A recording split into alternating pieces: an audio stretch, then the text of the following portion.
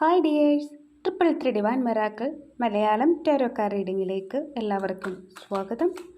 ആർക്കാണ് നിങ്ങളോട് ഇപ്പോൾ ഒരു ക്രഷ് ഉള്ളത്? അതാണ് നമ്മൾ നോക്കുന്നത്.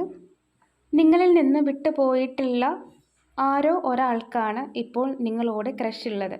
അവർ തീർച്ചയായിട്ടും നിങ്ങളുടെ റിലേഷൻഷിപ്പിലേക്ക് തിരിച്ചു വരാനായിട്ട് ആഗ്രഹിക്കുന്നു.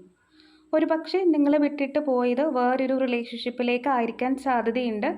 അവിടെയും ആ വ്യക്തിക്ക് ഒരു സമാധാനമോ സന്തോഷമോ കണ്ടെത്താൻ കഴിഞ്ഞിട്ടില്ല. അത് നിങ്ങളെ ഓർത്തിട്ടാണ്. ഇപ്പോഴും അവർ നിങ്ങളെക്കുറിച്ച് ആഴത്തിൽ ചിന്തിച്ചുകൊണ്ടിരിക്കുകയാണ്. കാരണം അവർക്ക് നിങ്ങളെ മറക്കാൻ കഴിഞ്ഞിട്ടില്ല. അവർ നിങ്ങളുടെ ലൈഫിലേക്ക് തിരികെ വരാനായിട്ട് തന്നെയാണ് നോക്കുന്നത്. ഒരുപക്ഷെ ഈ ഒരു വ്യക്തി നിങ്ങളുടെ കൂടെ പഠിച്ചിട്ടുള്ളതോ അല്ലെങ്കിൽ നിങ്ങളുടെ കൂടെ ജോലി ചെയ്യുന്നതോ ആയിരിക്കാനുള്ള ഒരു സാധ്യതയുണ്ട്. അവർ നിങ്ങളെ ചീറ്റ് ചെയ്തിട്ട് പോയിട്ടുള്ള ഒരു പേഴ്സൺ ആവാനാണ് സാധ്യതയുള്ളത്.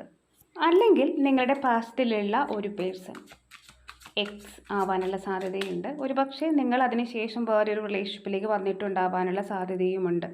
ഈ ഒരു പേഴ്സൺ തീർച്ചയായിട്ടും വേറൊരാൾ വഴിയായിട്ട് നിങ്ങളെ കോണ്ടാക്റ്റ് ചെയ്യാനായിട്ട് ആഗ്രഹിക്കുകയാണ്.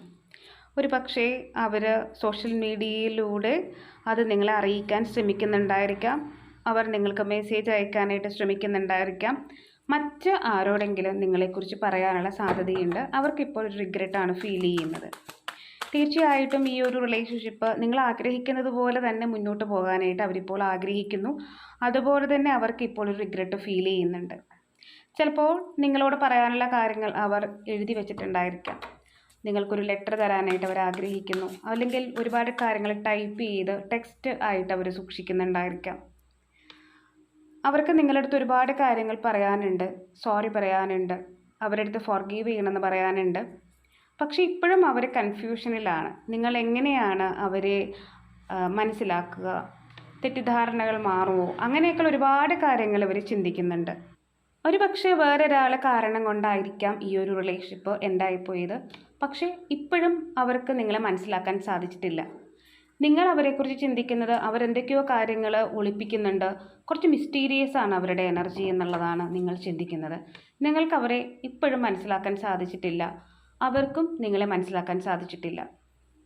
പക്ഷേ നിങ്ങളെ ഓർത്തിട്ട് അവരുടെ മനസ്സ് വളരെയധികം ഡിസ്റ്റർബ്ഡ് ആണ് എന്നുള്ളത് മാത്രം അവർക്കറിയാം. അവർക്ക് നിങ്ങളെ വിട്ടുപിരിയാൻ ഇതുവരെ കഴിഞ്ഞിട്ടില്ല, മറക്കാൻ കഴിഞ്ഞിട്ടില്ല.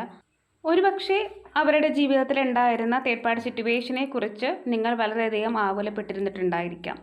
അതായിരിക്കാം സെപ്പറേഷനുള്ള കാരണം. അതും ഇവർ മനസ്സിലാക്കുന്നുണ്ട്. നിങ്ങളുടെ പാസ്റ്റിലുണ്ടായിരുന്ന ആ വ്യക്തിക്ക് തന്നെയാണ് നിങ്ങളോട് ഇപ്പോൾ ക്രഷ് ഉള്ളത്. മറ്റൊരു വീഡിയോ